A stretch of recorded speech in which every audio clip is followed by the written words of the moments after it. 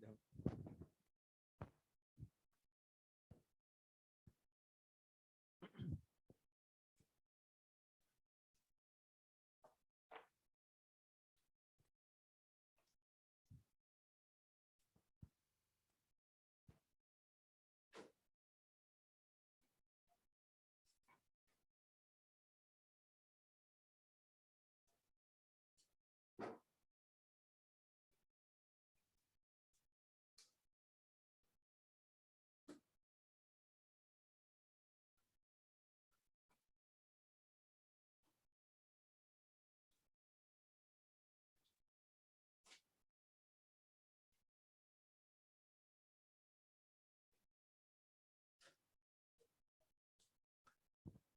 चल last class में एक क्वेश्चन दिया था करने के लिए।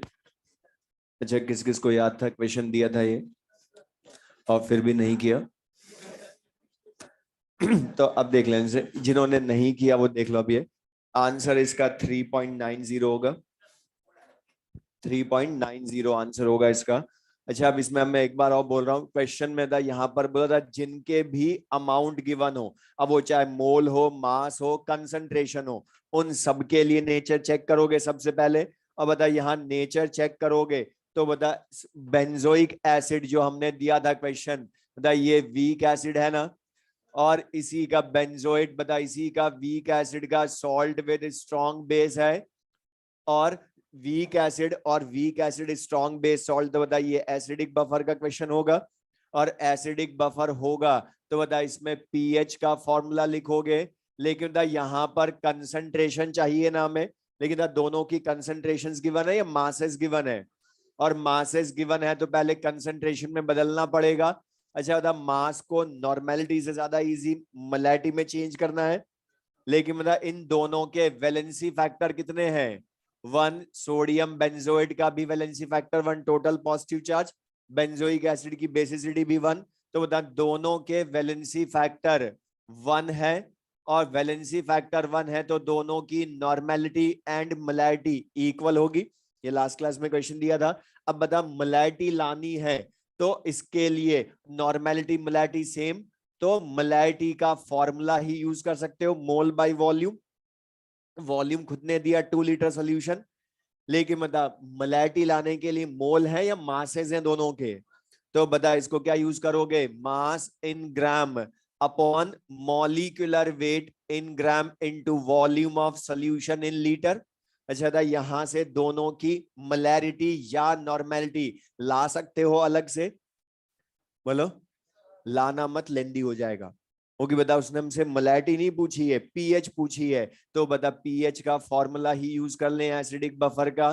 PH equals to pK plus log salt concentration upon weak acid concentration. अब बता ये जो मास है, वॉल्यूम है, इनको यहीं रख देना हम रेशियो में, कैलकुलेशन इजी होगी, आधी चीजें कट जाएंगी, टाइम बचेगा हमारे कैलकुलेशन में। तो पीएच की value pK 4.2 plus log salt concentration, तो द सॉल्ट का मास कितना है 7.2 gram upon molecular weight, sodium का atomic weight 23, sum of atomic masses से लाओगे तो इसका मास कितना हो गया 144। तो 7.2 upon 144 into volume of solution in litre 2। इसी तरह से बता बेंजोइक एसिड का भी मास 12.2 अपॉन मॉलिक्यूलर वेट 122। तो बता वॉल्यूम ऑफ बफर तो कैंसिल आउट हो गया, सॉल्व करोगे 1/20 1/10 तो लॉग 1/2 हो जाएगा। दादा 4.2 प्लस लॉग 1/2। अब कैलकुलेशन इजी करनी है तो बता लॉग वैल्यू को इनवर्स कर दो, तो ये माइनस लॉग 2/1 मतलब लॉग 2। कैलकुलेशन सिंपल, डायरेक्ट लिख दूं आंसर, तो आंसर आएगा 3.90। अब मैं यहां ध्यान सुनना, क्वेश्चन में चेंज करने की जगह, अच्छा जो लास्ट क्लास में हमने क्वेश्चन किया था लास्ट वाला, उसी में देखो, मतलब वहां हमें डायरेक्ट बफर सॉल्यूशन दिया था इन अ 1 लीटर सॉल्यूशन, और उसने हमें HCN और KCN दोनों की कंसंट्रेशन डायरेक्ट दी थी, मोलैरिटी डायरेक्ट दी थी। बता यहां मोलैरिटी डायरेक्ट दिया हम लाए, और वो किससे लाए? मास से। तो चेंज करने की जगह भी यही है सबसे ज्यादा, कि मैं मोलैरिटी डायरेक्ट ना दूं तो बता मास दूं या कुछ और डाटा दूंगा तो भी बता इसी फॉर्मूले को यूज करके मोलैरिटी लाओगे, तो बता फिर कैलकुलेशन कर सकते हो। तो लिख ले। और एक चीज यहां से जो मैं क्वेश्चन करवा रहा हूं, ये सारे क्वेश्चंस बफर के बहुत अच्छे क्वेश्चंस होंगे, और इसमें जितना हम पहले पढ़ चुके हैं टॉपिक्स वो भी रिवाइज होंगे, इसलिए ध्यान से समझना इन क्वेश्चंस को, क्योंकि ये सारे क्वेश्चंस अलग टाइप के होंगे और सब में कुछ ना कुछ डिफरेंस होगा। लेकिन प्रोसीजर एक, चेक करना कि वो मोलैरिटी नॉर्मेलिटी कैसे लाओगे। तो क्वेश्चन लिख लें।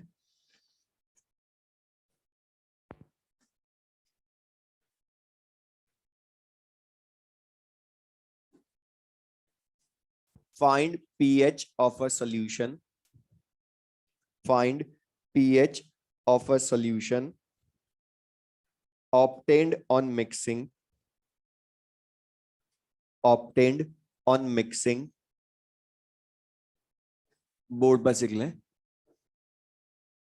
200 milliliter N/10 sodium acetate solution and 100 milliliter N/10 acetic acid solution.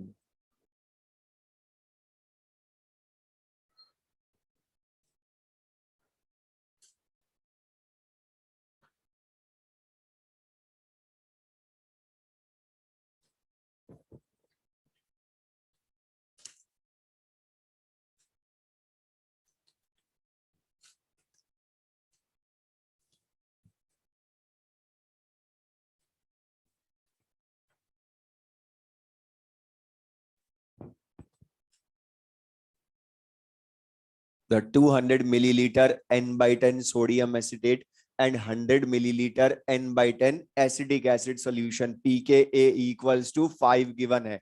अच्छा अब बता, जो हमने अभी लास्ट वाला क्वेश्चन दिया था और इस क्वेश्चन की लैंग्वेज में क्या डिफरेंस है पहले ही बता दो बस। मतलब वहां पर डायरेक्ट हमें उसने बोला था in a 1 litre solution salt और उसका वीक एसिड डायरेक्टली मिक्स्ड दिए थे। मतलब यहाँ मिक्स्ड गिवन है या हम मिक्स कर रहे हैं। और यहां पर ध्यान सुनना, मैं जो बोल रहा हूं इसमें क्वेश्चन सुन ले, पहले एक बार ये समझ लो जो मैं बोल रहा हूं। यहां उसने बोला है सोडियम एसिटेट, मतलब ये क्या है, weak acid, strong base salt है ना। इसमें मिक्स ऑलरेडी है या हम मिक्स कर रहे हैं। और बता वीक एसिड और उसी का सॉल्ट विद स्ट्रॉन्ग बेस हम सेपरेटली मिक्स कर रहे हैं। और बता ये जो दोनों वॉल्यूम है 200 और 100, बता ये बफर सॉल्यूशन के वॉल्यूम है या इनके बिफोर मिक्सिंग वॉल्यूम है। बिफोर मिक्सिंग वॉल्यूम है। अच्छा बता इन दोनों को जब मैं मिक्स करूंगा वीक एसिड और उसका salt with strong acid strong base, तो बता इसके बाद ये बफर बनेगा ना। मतलब अकेला वीक एसिड या अकेला सॉल्ट बफर है क्या। इनको मिक्स हम कर रहे हैं, जबकि अभी तक क्या लिखा था, in a 2 litre solution both are present. मतलब उसने डायरेक्ट हमें बफर सोल्यूशन दिया था, लेकिन यहां लैंग्वेज में हम चेक करेंगे कि बफर है या नहीं। तो बता यहां पर इनको मिक्स जब करोगे तो 200 और 100 मिलकर बता ये कितना होगा 300। और बता ये बफर बनेगा ना। अब तो हमें वॉल्यूम यहां बफर का बाद में मिला, जबकि पहले वालों में डायरेक्ट उसने 2 लीटर सोल्यूशन में दिया था, दोनों प्रेजेंट है। तो पहला डिफरेंस तो ये। दूसरा मतलब वीक एसिड और उसका salt with strong base mix करूंगा तो कॉमन आयन इफेक्ट होगा, उसकी वजह से बफर सोल्यूशन बनता है। और बफर सोल्यूशन मतलब बेसिक बना या एसिडिक, तो फिर से बता फॉर्मूला ही लिखो। तो pH equals to pKa plus log salt upon weak acid concentration, यही लिखोगे। अब बता यहां पर पी के ए की वैल्यू खुद ने ही दे दी 5 लॉग, लेकिन मतलब मैंने बोला था चेंज करने की जगह डिफरेंस है यहीं पर कंसंट्रेशन। अब मुझे बता ध्यान से पूछा सबसे, ये जो नॉर्मेलिटी है सॉल्ट की 1/10 n और वीक एसिड की 1/10 n मतलब n/10, ये मैं यहां डायरेक्ट पुट कर दूं क्या। Very good. क्यों, क्योंकि ये कब है, जब वो अकेला था। ये 200 मिलीलीटर के लिए नॉर्मेलिटी थी सॉल्ट की, ये 100 मिलीलीटर सॉल्यूशन में थी नॉर्मेलिटी, लेकिन मतलब मिक्सिंग के बाद दोनों सेम सॉल्यूशन में आएंगे ना, तो वॉल्यूम बढ़ गया। अच्छा वॉल्यूम बढ़ा तो नॉर्मेलिटी या मोलैरिटी तो कम होगी ना। तो बता हमें कौन सी पुट करनी है जो बफर सोल्यूशन में होगी, बफर सोल्यूशन वाली नॉर्मेलिटी पुट करनी है, जबकि बता ये बफर है ही नहीं जो अकेला नॉर्मेलिटी दी है। तो पहले तो ये समझ में आया डिफरेंस, और मैंने बोला कंसंट्रेशन में ही चेंज करेगा। अब लाऊं कैसे नॉर्मेलिटी? अच्छा बता, नॉर्मेलिटी लानी है तो यहां पर अब हमें मास तो गिवन है नहीं पहले वाले की तरह। क्या गिवन है बता? इनकी before mixing normality volume, before mixing normality volume. और बता एन और वी से मोल ला सकते हो या इक्विवेलेंस ला सकते हो? इक्विवेलेंस ला सकते हो। तो बता यहां पर हमें क्या करना पड़ेगा? Normality equals to number of equivalents upon volume of buffer solution करोगे ना। बता ये मैं क्यों कर रहा हूं, समझ में आया?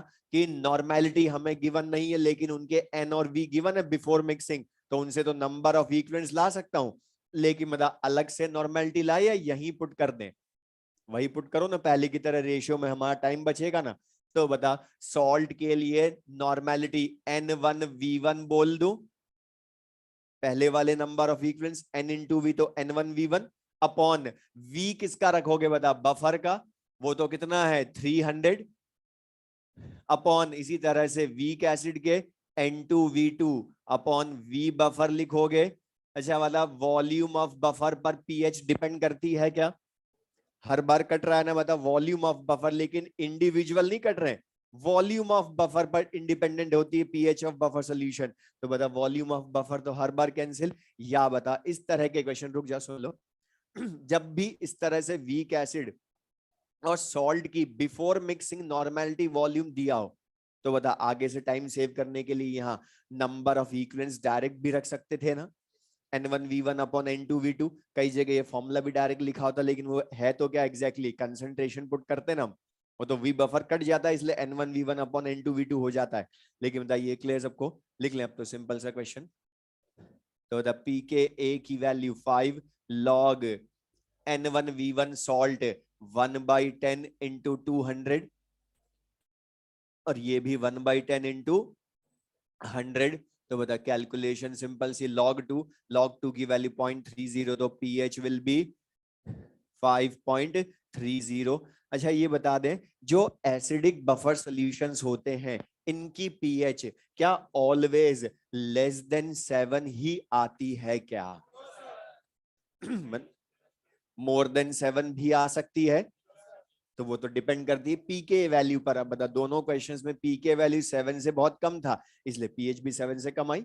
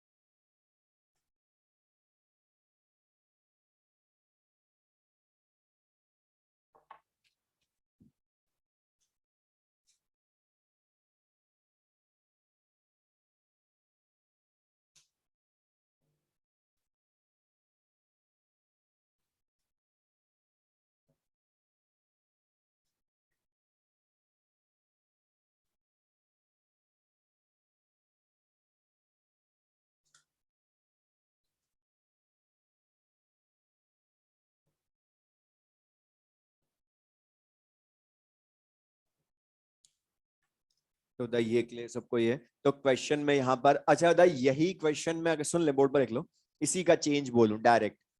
अगर मैं एसिडिक एसिड की जगह NH4OH कर दूं और इसकी जगह NH4Cl कर दूं, तो बता ला सकते हो पीएच? लेकिन मतलब पहले पीएच आएगी या पीओएच आएगी?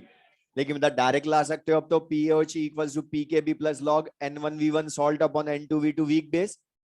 तो मतलब बेसिक बफर में पीओएच आ जाएगी, फिर 14 में से माइनस कर दोगे पीएच आ जाएगी, तो चेंज भी कर सकते हो वो। अब लिख ले next question. Find pH of a resultant solution, find pH of a resultant solution obtained on mixing, obtained on mixing,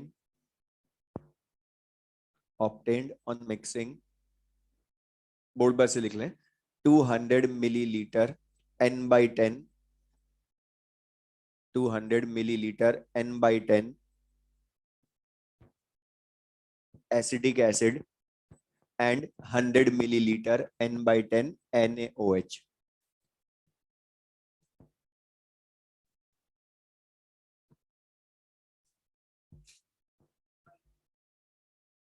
अच्छा, मतलब पहले मुझे पूछना सबसे, अब ये वाला जो क्वेश्चन है, अच्छा ये जो अभी हमने क्वेश्चन किया और ये जो क्वेश्चन मैं बताने वाला हूं, मतलब इस दोनों में डिफरेंस क्या है? डिफरेंस क्या है इन दोनों में? वरना बता, दोनों की लैंग्वेज एक जैसी है बिल्कुल, कुछ भी डिफरेंस नहीं है। ध्यान से नहीं देखोगे तो पता भी नहीं चलेगा डिफरेंस क्या है। अब बता, यहां पर भी वही बोला कि मिक्सिंग करने के बाद पीएच फाइंड करो, उसमें भी वही बोला मिक्सिंग करने के बाद, लेकिन बता जिनको मिक्स किया है उनका नेचर चेक करो, क्योंकि दोनों की कंसेंट्रेशन है ना। तो बता एसिडिक एसिड क्या है? Weak acid. अच्छा, NaOH सॉल्ट है या स्ट्रॉन्ग बेस है? मतलब बता, अब यहां पर सुनना ध्यान से, रुक जा बोर्ड पर देख लो। यहां पर क्वेश्चन में हमने पहले वाला जो क्वेश्चन किया, ये सब मैं साथ में करवा रहा हूं, उनका रीजन है सबको, ये समझना। मतलब यहां पर वीक एसिड और उसका salt with strong base mix करने पर डायरेक्ट बफर बन गया था कॉमन आयन इफेक्ट से। लेकिन बता यहां पर अब वीक एसिड और स्ट्रॉन्ग बेस को मिक्स करूंगा तो बाय डेफिनेशन तो ये डायरेक्ट बफर नहीं है, बाय डेफिनेशन नहीं है। लेकिन ध्यान रखना, जब इस तरह से एसिड बेस को मिक्स करते हो, जनरल चीज बोल रहा हूं, ये किसी और चैप्टर में भी हो, मतलब एसिड एंड बेस को मिक्स करते हो तो वो तो एक दूसरे को न्यूट्रलाइज करेंगे ना यहां पर। तो वीक एसिड स्ट्रॉन्ग बेस एक दूसरे को न्यूट्रल करेंगे, जबकि वहां खाली कॉमन आयन इफेक्ट था। अब मुझे एक चीज बता दो, यहां पर वीक एसिड स्ट्रॉन्ग बेस को न्यूट्रलाइज करेगा मिक्स करने पर, तो एसिडिक एसिड और NaOH की रिएक्शन होगी ना। तो एसिडिक एसिड NaOH से रिएक्शन करेगा तो sodium acetate and water produce होगा। अब यहां पर एक चीज सुनना, कुछ स्टूडेंट्स को लगता है कि हमने एसिड बेस का मिक्सचर तो पहले भी पढ़ा था, ये ध्यान सुनना, लेकिन वो पढ़ा था strong acid and strong base का मिक्सचर, और उसमें हमने डायरेक्ट इस तरह के डाटा थे वो भी, लेकिन वहां N1V1 minus N2V2 equals to NV direct कर देते थे ना, वहां रिएक्शन नहीं लिखी। पहले तो यही क्लियर रखना, वरना कुछ को लगता है कि कभी तो रिएक्शन लिखते हैं एसिड बेस में, कभी नहीं लिखते, पता ही नहीं चलता। तो बता, strong acid and strong base का मिक्सचर का क्वेश्चन में भी एक्चुअल में तो इक्वेशन लिखनी चाहिए थी, लेकिन लिखी क्यों नहीं? बिकॉज वहां जो सॉल्ट बनता है वो ऐसे एसबी टाइप का बनेगा ना, strong acid strong base neutral होंगे तो ऐसे एसबी टाइप, बता वो खुद भी तो न्यूट्रल होता है, और वो न्यूट्रल होता है तो वो पीएच को अफेक्ट नहीं करता। लेकिन मतलब यहां जो ये सॉल्ट बनेगा, ये न्यूट्रल या strong base weak acid salt? Strong base weak acid salt, मतलब ये तो बेसिक है ना, तो ये भी तो अफेक्ट करेगा ना बनने के बाद पीएच को, इसलिए हमें लिखना पड़ रहा है। लेकिन मतलब मेथड वही वहां जो करते थे कि बता, जब भी एसिड बेस को मिक्स करो सबसे पहले उनके नंबर ऑफ इक्विवेलेंट्स लाते हो, यहां पर भी वही करोगे। अब क्योंकि नॉर्मेलिटी लाने के लिए पहले इक्विवेलेंट्स चाहिए ना बिफोर मिक्सिंग, तो यहां पर अब इनकी रिएक्शन होगी, लेकिन होगी कितनी वो भी तो पता चलना चाहिए हमें। तो इनके नंबर ऑफ इक्विवेलेंट्स, लेकिन इक्विवेलेंट्स लाएं या मिली इक्विवेलेंट्स, क्योंकि वॉल्यूम इन मिलीलीटर है ना। तो बता N/V मिलीलीटर करोगे तो बता नंबर ऑफ इक्विवेलेंट्स कितने हो गए, 1/10 × 100 NaOH के 10 मिली इक्विवेलेंट्स यही होंगे। अच्छा, इसी तरह से एसिड के मिली इक्विवेलेंट्स कितने हो जाएंगे उसके लिए N/V, तो 1/10 × 200, तो बता कितने मिली इक्विवेलेंट्स हुए, 20 मिली इक्विवेलेंट्स, NaOH के 10 एसिड के 20। तो बता बिफोर मिक्सिंग एसिड के 20 मिली इक्विवेलेंट्स थे, NaOH के 10 मिली इक्विवेलेंट्स थे। सॉल्ट तो बिफोर रिएक्शन वाटर भी 0, लेकिन मतलब अब यहां पर इक्विवेलेंट्स की रिएक्शन करवानी है ना, ये ध्यान से समझना भी, बस आगे तुम कर लेना ऐसे क्वेश्चन। बता NaOH और इनके रिएक्ट मिली इक्विवेलेंट्स रिएक्शन करेंगे तो बैलेंस्ड इक्वेशन के अकॉर्डिंग या लॉ ऑफ इक्विवेलेंस, और लॉ ऑफ इक्विवेलेंस क्या बोलता है कि equal number of equivalents react with each other to give equal number of equivalents of products. और बता इसमें तो लॉ ऑफ इक्विवेलेंस से करते हो, तो जिसके मिली इक्विवेलेंस कम वही लिमिटिंग रिएजेंट, क्योंकि बता 1 1 से करेगा तो 10 10 को न्यूट्रल करेगा, तो बता 10 10 को न्यूट्रल करेगा, तो आफ्टर रिएक्शन 20 माइनस 10 कितने मिली इक्विवेलेंट्स रह गए वीक एसिड के, मतलब एसिडिक एसिड के 10 मिली इक्विवेलेंट्स रह गए। अच्छा NaOH खुद बचेगा या 0? अच्छा सॉल्ट कितना बनेगा, 10 जितने रिएक्शन करते हैं उतने ही प्रोड्यूस होते हैं, 10 10 मिली इक्विवेलेंट्स बनेंगे। अच्छा बता जो फॉर्म हुए उनका भी नेचर देखे, तो बता ये क्या बना, weak acid strong base salt. अच्छा ये जो वाटर है इसका नेचर अफेक्ट करेगा क्या पीएच को, क्योंकि वाटर जो बना वो तो न्यूट्रल था, इसलिए बता ये तो अफेक्ट नहीं करेगा, लेकिन बता ये जो सॉल्ट बना ये क्या न्यूट्रल है क्या? और बता वीक एसिड बचा सॉल्यूशन में आफ्टर मिक्सिंग, और कौन बचा उसका, सॉल्ट विद स्ट्रॉन्ग बेस, मतलब कॉमन आयन इफेक्ट से फिर बफर बना देंगे। जो हमने डायरेक्ट मिक्स किए थे पहले वाले में वो हमें इनडायरेक्टली पता चले आफ्टर रिएक्शन। और बता आफ्टर रिएक्शन कौन कौन बचा, वीक एसिड और इसका सॉल्ट विद स्ट्रॉन्ग बेस, तो बता ये कौन सा बफर बन गया, एसिडिक बफर लिख लें। तो बता यहां रिएक्शन के बाद पता चला बफर है, और डेफिनेशन से तो बफर नहीं है, वीक एसिड स्ट्रॉन्ग बेस, लेकिन उनके अमाउंट की रिएक्शन हुई तो आफ्टर रिएक्शन बफर बना दिया उन्होंने, तो एसिडिक बफर। अब तो पीएच का फॉर्मूला यूज कर सकते हो, pH equals to pK, direct लिख दो, के की value 5 10 raise to the power -5, तो पीके क्या हो जाएगा, माइनस लॉग लोगे तो 5 प्लस लॉग सॉल्ट कंसंट्रेशन। अच्छा बताइए ये जो 10 है ये कंसंट्रेशन है या नंबर ऑफ इक्विवेलेंट्स हैं अभी तो?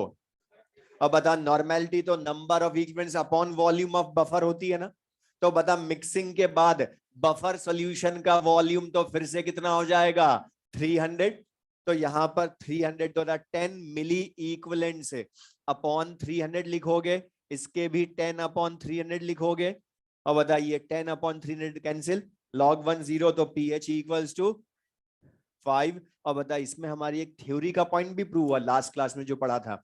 अच्छा था यहाँ पर सॉल्ट की और वीक एसिड की कंसंट्रेशन का रेशियो 1:1 है ना, इक्वल कंसंट्रेशन है दोनों की, तो बता इसको क्या बोलते हो, मैक्सिमम बफर एक्शन की कंडीशन, तो पीएच इक्वल्स टू पीके आता है ना, तो आया ना, मतलब pH equals to pK solve करने पर अपने आप आएगा।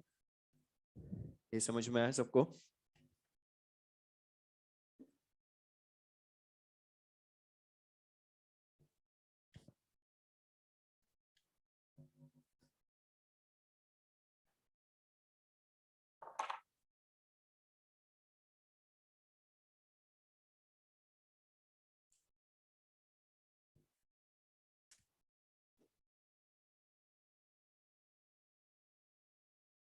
अब इसी क्वेश्चन में एक चेंज करूं, लिख लिया सबने?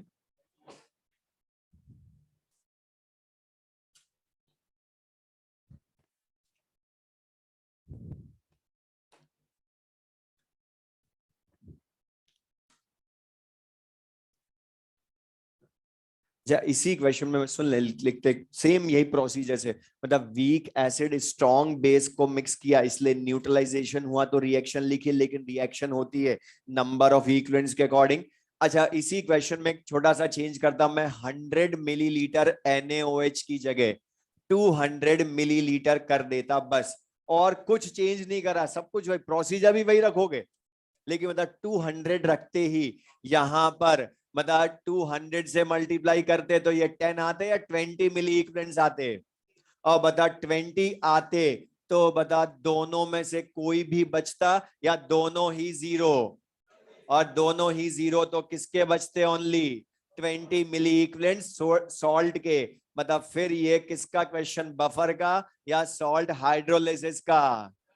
तो बोला था इन क्वेश्चंस में हमारे दूसरे टाइप के न्यूमेरिकल्स जो पहले पढ़ चुके हैं वो भी रिवाइज होंगे, लेकिन अब इसमें यहां पर ध्यान रखना, मैं हर बार तुम्हें बोल रहा हूं वॉल्यूम ऑफ बफर से डिवाइड करना, जबकि कुछ फर्क नहीं पड़ रहा वॉल्यूम ऑफ बफर से, लेकिन हर बार प्रैक्टिस के लिए बोल रहा हूं कि डिवाइड जरूर करना। क्यों? अब बता इस salt hydrolysis SbWa type pH 7 से ज्यादा आएगी ना, तो फॉर्मूला लिखोगे 7 + ½ pKa + ½ log C लिखोगे। अच्छा बता pKa तुम्हें पता है, लेकिन कंसंट्रेशन किस में होनी चाहिए? नॉर्मेलिटी में। अच्छा ये कंसंट्रेशन है क्या? तो 20/300 करोगे ना अभी? अगर 100 होता तो 300 से करते। है कितना अभी? 200 है तो 400 से डिवाइड करोगे, कर लोगे? ठीक है। तो बता एग्जाम तुम्हें देना, मेरे मैं रॉन्ग कर भी लूँ तो भी फर्क नहीं पड़ेगा, लेकिन ध्यान रखना ये तो ऐसी सिली मिस्टेक होती है, इसलिए अच्छा है अभी हो गया, ध्यान रखना। तो बताइए क्लियर सबको? ये समझ में, सी जो है वो number of equations upon volume of buffer, तो 20/400 आंसर बदल जाएगा, मतलब टॉपिक बदल गया, जबकि लैंग्वेज कुछ भी नहीं बदली हमने। सेम लैंग्वेज से सॉल्ट हाइड्रोलिसिस का क्वेश्चन, सेम लैंग्वेज से बफर का क्वेश्चन। नेक्स्ट लिखें क्वेश्चन, अब इन्हीं में और हम चेंज जो कर सकते हैं।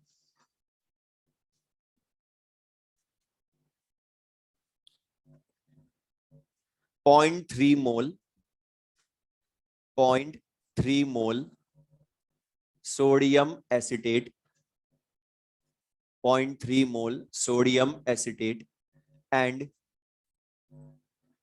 0.1 मोल HCl, बोर्ड पर लिख लें, HCl are mixed to prepare a 1 liter solution, mixed to prepare a 1 liter solution, 1 liter solution. Find pH of solution, find pH of solution, और given पूरा क्वेश्चन तो लिख लो कि Ka of acetic acid is 10 raised to the power -5.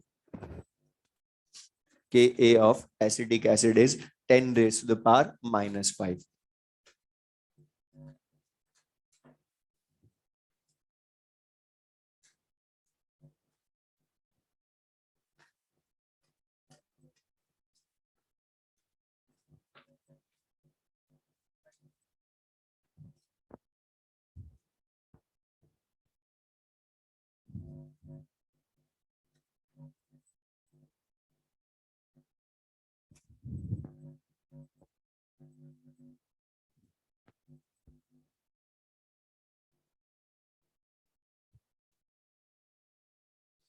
अच्छा इस question में और पहले वाले में फिर डिफरेंस कर दिया आपने, लेकिन लैंग्वेज में तो आपके डाटा क्या दिए हैं? मोल दिए हैं, लेकिन किन के मोल दिए हैं उनका नेचर चेक करो।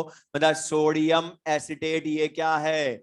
Weak acid, strong base salt है ना, और इसमें किसको मिक्स किया? स्ट्रॉन्ग एसिड को। अब आप फिर से बाय डेफिनेशन ये बफर नहीं है, बोर्ड पर देख लो तो लेंदी है ही नहीं, लेकिन समझना ध्यान से बस, weak acid strong base salt plus strong acid mix करा। अब बता डायरेक्ट बाय डेफिनेशन फिर बफर नहीं है ये, लेकिन जब भी डाटा दे रखे हो, अमाउंट दे रखा हो, तो रिएक्शन के बाद ही डिसाइड करना कि बफर बनेगा या नहीं, ओके? डायरेक्ट तो डेफिनेशन से बफर नहीं पता चलेगा। अब बता यहां पर ये जो WaSb सॉल्ट है ये न्यूट्रल है या इसका नेचर बेसिक है? तो बता तुमने करा क्या, बताओ? स्ट्रॉन्ग एसिड और बेस को ही मिला दिया एक तरह से, बोलो। WaSb सॉल्ट क्या है? बेस है ना, वो बेसिक नेचर, ये एसिडिक नेचर, तो बता फिर एक दूसरे को एसिड बेस को मिलाओगे तो वो तो न्यूट्रल करेंगे एक दूसरे को, मतलब बता फिर से इन दोनों की रिएक्शन होगी सोडियम एसिड HCl की, तो यहां पर भी मेथड वही, इन दोनों की रिएक्शन होगी, तो sodium acetate salt with HCl reaction करेगा, तो H प्लस एसिटेट आयन से कंबाइन, Na+Cl- से कंबाइन, तो एसिडिक एसिड एंड NaCl बनेगा।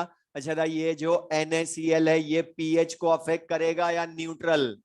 क्योंकि ये तो SaSb सॉल्ट जो कि न्यूट्रल है, ये अफेक्ट नहीं करेगा पीएच को, लेकिन मतलब ये वीक एसिड, एसिड तो अफेक्ट करेगा ना पीएच को, मतलब हमें चेक करना पड़ेगा आफ्टर रिएक्शन कौन अफेक्ट करेगा। अच्छा था इसके मोल कितने मिला है बिफोर मिक्सिंग? 0.3 मोल HCl के, 0.1 मोल, और इनिशियली वीक एसिड और सॉल्ट के 0 0। अच्छा बता मोल के दोनों डाटा है तो लिमिटिंग रिएजेंट चेक करोगे, कौन लिमिटिंग रिएजेंट? HCl ही आएगा फिर से, अच्छा बता, 1 मोल करता है 1 मोल से, तो 0.1 मोल से न्यूट्रल होगा, तो कितना बच जाएगा, डायरेक्ट लिख दूं 0.2 मोल बचेंगे एसिड सॉल्ट के, और ये कितना हो जाएगा 0। अच्छा एसिड कितना बनेगा, 0.1 मोल प्रोड्यूस होगा, NaCl भी होगा, लेकिन उसके मोल से कोई फर्क पड़ेगा नहीं क्योंकि वो न्यूट्रल है। अब बता कौन कौन बचा after reaction, sodium acetate, weak acid strong base salt, और इसी का वीक एसिड बचा। यहां पर क्या है, फिर से देखो, acidic acid and sodium acetate का मिक्सचर ही बचा ना। बताइए, फिर से एसिडिक बफर बन गया, वीक एसिड और उसी वीक एसिड का सॉल्ट विद स्ट्रॉन्ग बेस बचा, तो बताइए बफर बन गया ना फिर से। एसिडिक बफर मतलब रिएक्शन के बाद पता चलता है कि ये बफर है या नहीं, तो बता पीएच की वैल्यू ला सकते हो, पीकेए, के की वैल्यू 10⁻⁻⁵, तो pKa 5 लॉग सॉल्ट कंसंट्रेशन। अच्छा सॉल्ट की कंसंट्रेशन कितनी है, 0.2। अच्छा इन दोनों के वैलेंसी फैक्टर तो 1 है, इसलिए नॉर्मेलिटी मोलैरिटी सेम, और मिक्स करने पर रिजल्टेंट सॉल्यूशन कितना लीटर मिलता है, वो उसने खुद ने डायरेक्ट बोला, are mix to prepare 1 litre solution, मतलब बफर सॉल्यूशन का वॉल्यूम 1 लीटर है। तो बता सॉल्ट के मोल 0.2/1, 0.1/1 सॉल्व करोगे, log 2 ऐड हो जाएगा, तो pH विल बी 5.30। अच्छा ये किस किस का फर्स्ट टाइम में सही था, वेरी गुड। और ये जो मैं सारे क्वेश्चंस करवा रहा हूं ये सब रैंक डिसाइडिंग क्वेश्चंस हैं। ओके बता, इनमें टफ कुछ नहीं, लेकिन कंसेप्ट काम आया, रटी रटाई डेफिनेशन एक में भी काम नहीं आनी, इसलिए वो तो फिर, और इसलिए हमने तीनों लैंग्वेज एक जैसी थी जो लास्ट में आज तीनों क्वेश्चन करवाए मैंने डाउन में, लेकिन सबका प्रोसीजर एक जैसा। अच्छा अब यहां से एक कंक्लूजन ड्रॉ कर ले हम इसी से, मतलब बफर सॉल्यूशन जो एसिडिक बना, ये तीनों एसिडिक थे लास्ट तीनों क्वेश्चन, तो हम 3 तरह से एसिडिक बफर बना सकते हैं।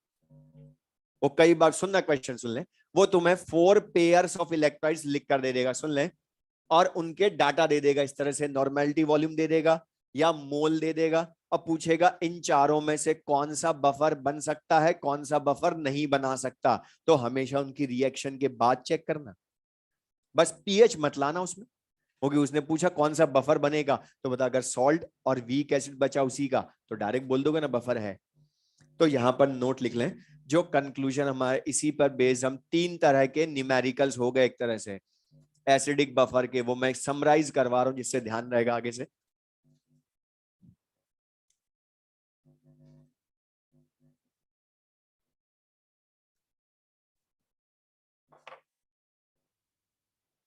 लिख लें, first note, an acidic buffer,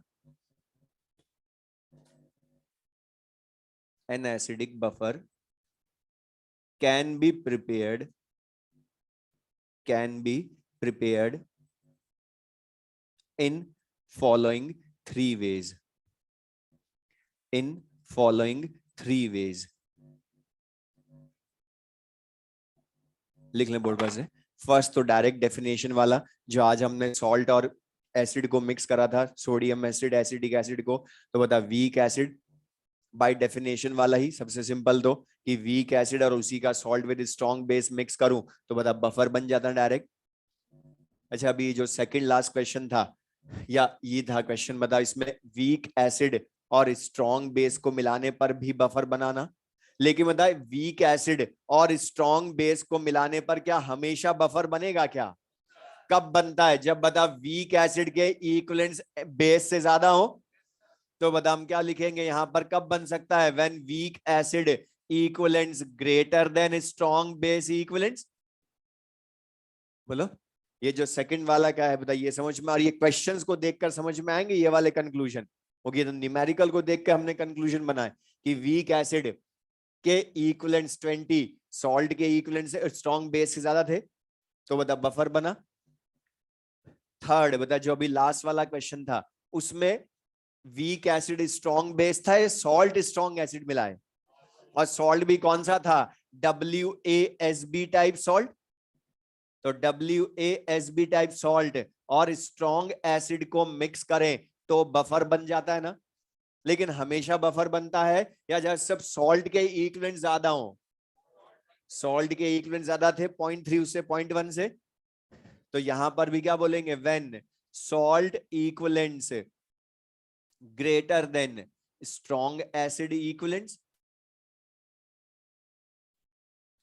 अच्छा, इसी लास्ट क्वेश्चन में बोर्ड पर देख लो, फिर एक छोटा सा चेंज कर रहा हूं, तुम मुझे बताना ध्यान से। हम इस 0.1 मोल HCl को 0.3 मोल HCl कर दूं तो इस 0.1 को 0.3 कर दूं, अब बताओ कौन लिमिटिंग रिएजेंट। दोनों के इक्वल हो गए तो बता ये भी 0 हो जाएगा ना। दोनों 0 हो गए तो इसके कितने मिलेंगे, 0.3। लेकिन ये क्या न्यूट्रल है या अकेला वीक एसिड है, मतलब ऑस्वाल्ड्स डाइल्यूशन लॉ, मतलब H plus ion concentration equals to root K into C. के फिर भी काम आएगा, सी तुम ले आओगे यहां से अपॉन वॉल्यूम करके, तो बता कंसेंट्रेशन रूट इंटू सी, के इंटू सी रूट, बता से आंसर ला सकते हो। मतलब बता ऑस्वाल्ड्स डाइल्यूशन लॉ भी हो सकता है रिवाइज। इसलिए हमें ये लिखना पड़ता है कि किसके इक्विवेलेंट ज्यादा हो तो बफर बनेगा, वरना बता वो दूसरा सॉल्ट हाइड्रोलिसिस या ऑस्वाल्ड्स डाइल्यूशन लॉ का क्वेश्चन भी हो सकता है ना। अच्छा बता, जब एसिडिक बफर 3 टाइप से बन सकता है तो बेसिक बफर में भी 3 टाइप के क्वेश्चन हो सकते हैं फिर। तो सेकंड नोट लिख लें। अब बेसिक बफर,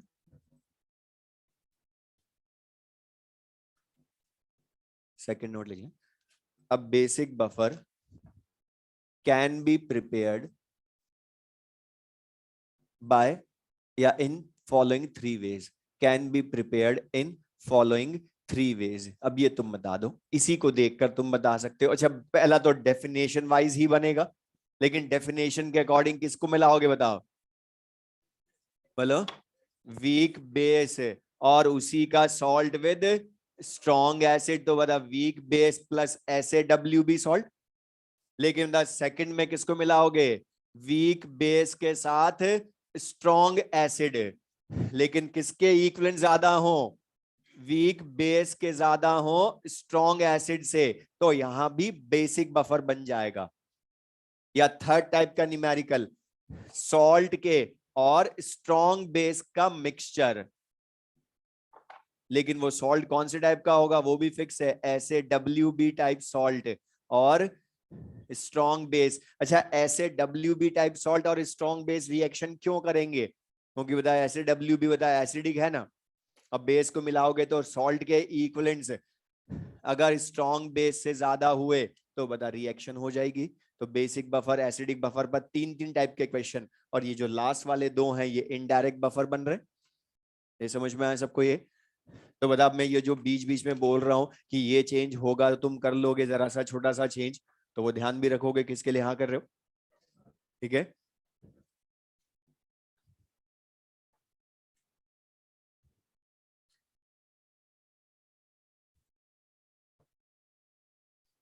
क्वेश्चन लिखें।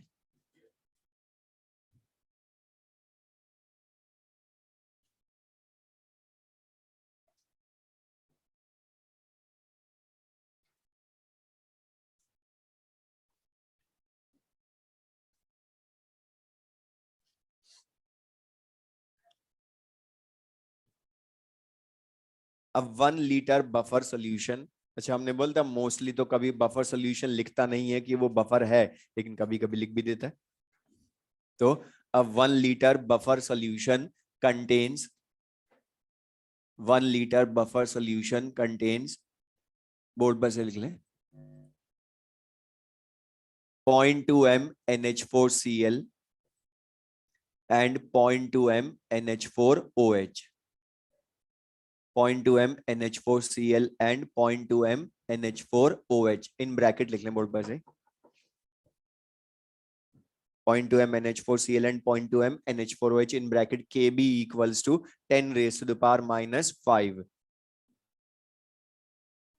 Find, अब मैं चेंज जो कर सकता हूं लैंग्वेज में वो मैं इसमें बता रहा हूं, find OH negative ion concentration, find OH negative ion concentration upon addition of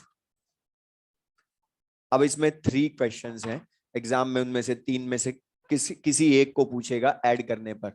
find first upon OH and concentration upon addition of first 2 liter water, 2 liter water, 2 liter water। second, board पर लिख लें, 1 milliliter of 0.001 mHCl solution, 1 milliliter of 0.001 mHCl solution। अब इसमें board में लिख लें, इसमें जो मैं पहले मैं जो पूछूं बताना ध्यान से। इसमें लैंग्वेज में पहली चीज तो इसने बता तो दिया, मैं सुनना ध्यान से। ऐसे क्वेश्चन इसको मैं चेंज करूंगा, अभी थर्ड एक पार्ट लिखवाऊंगा, वो लिखवाया नहीं मैंने अभी जानबूझ के, पहले ये समझना। हमें क्या बोला है, 1 लीटर बफर सोल्यूशन, मतलब उसने डायरेक्ट बफर बोल दिया कि बफर है, लेकिन कौन सा बफर है वो तो चेक करना पड़ेगा, क्योंकि एसिडिक बेसिक 2 टाइप के पढ़े हमने मिक्स्ड बफर में। अब बताओ उसने लैंग्वेज में क्या लिखा, NH4OH, तो ये क्या है, वीक बेस, और उसी का सॉल्ट विद स्ट्रॉन्ग एसिड, और ये दोनों को हम मिक्स कर रहे हैं, दोनों ऑलरेडी प्रेजेंट है इन अ सॉल्यूशन, दोनों ऑलरेडी प्रेजेंट है इन अ सॉल्यूशन। लेकिन एसिडिक बफर या बेसिक बफर, बेसिक बफर। अच्छा मैं तुमसे ओनली इतना सा क्वेश्चन पूछूं, अभी ये भूल जाओ किनको ऐड करा वो मैं नहीं बोल रहा, खाली सिंपल सा क्वेश्चन पूछूं, सबसे छोटा वाला इसका जो क्वेश्चन जो सबसे ज्यादा बार आया आज तक कंपटीशन में, जहां पर वो खुद लिख देता है कि बफर सॉल्यूशन है, इन दोनों को मिक्स किया तो OH आयन कंसंट्रेशन फाइंड करो या pH फाइंड करो, तो बताओ कर सकते हो, बेसिक बफर है। अच्छा हमने बोला था कि H+ ion OH ion concentration के भी फॉर्मूले याद रखना, क्योंकि तुम्हारा टाइम सेव करेंगे वो। अब बताइए यहां मैं POH लाऊंगा तो फिर एंटी लॉग लेना पड़ेगा, बहुत लेंदी हो जाएगा, जबकि OH आयन कंसंट्रेशन का फॉर्मूला बेसिक बफर का हमें याद है, तो OH ion concentration equals to क्या होता है, KB into weak base concentration in normality upon salt concentration, बोलोगे ना। अच्छा लेकिन बता तुम्हें कंसंट्रेशन नॉर्मेलिटी में दी है या मोलैरिटी में, लेकिन दोनों के वैलेंसी फैक्टर कितने हैं, 1, तो एक वैलेंसी फैक्टर है दोनों का, तो नॉर्मेलिटी मोलैरिटी सेम। अब OH आयन कंसंट्रेशन पूछूं तो ला सकते हो, तो OH आयन कंसंट्रेशन की वैल्यू लाओगे अभी जब हमने कुछ भी ऐड नहीं करा, तो OH ion concentration 10⁻⁻5 upon 0.2 into 0.2 लिखोगे, cancel, OH ion concentration will be equal to 10⁻⁻5 in normality बोलो या मोलैरिटी में बोलो, बात एक ही है। अब लेकिन क्वेश्चन में सुनना ध्यान से, चेंज, अब ये मैं डायरेक्ट भी बोल सकता था बिना लिखे भी कि यही आएगी OH आयन कंसंट्रेशन, क्यों, क्योंकि देखो कंसंट्रेशन दोनों की इक्वल है, तो मैक्सिमम बफर एक्शन वाला सॉल्यूशन है ना, ये मैक्सिमम बफर एक्शन कंडीशन का बफर है ना, तो POH इक्वल्स टू PKB या OH ion concentration equals to KB, जब POH PKB इक्वल तो OH आयन भी तो KB के इक्वल होगा ना, बताओ, तो डायरेक्ट बोल सकते थे, टाइम से थ्योरी से हमने जो लास्ट क्लास में पढ़ा।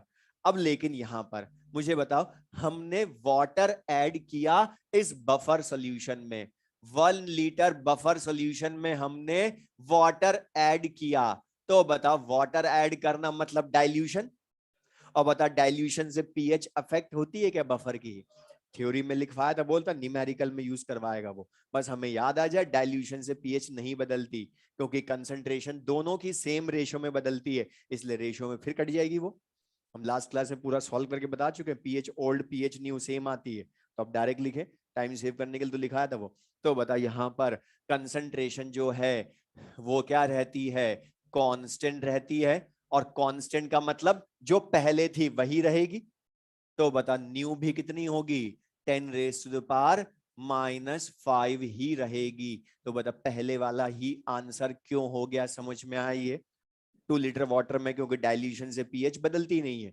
बफर की, चाहे वो एसिडिक हो चाहे बेसिक। अब रुक जाओ, अब इसमें डेफिनेशन में जो चीज हमने लिखी थी वो मैं समझा रहा हूं, यहां पर ध्यान से सुनना। अच्छा हमने डेफिनेशन में एक लाइन बोली थी कि बफर सॉल्यूशन अपनी पीएच चेंज को रेजिस्ट करता है upon addition of small amount of strong acid या स्ट्रॉन्ग बेस, लेकिन वो small amount strong base add करने पर पीएच चेंज को रेजिस्ट करता है, मतलब ऑलमोस्ट कांस्टेंट रहती है पीएच, तो अब लेकिन हमें कैसे पता चलेगा कि कब स्मॉल अमाउंट है कब नहीं है? तो पहले हमें पता भी तो चले। और बता, जिसको तुम ऐड कर रहे हो वो देखो क्या है, HCl, स्ट्रॉन्ग एसिड को ऐड कर रहे हो ना बफर में।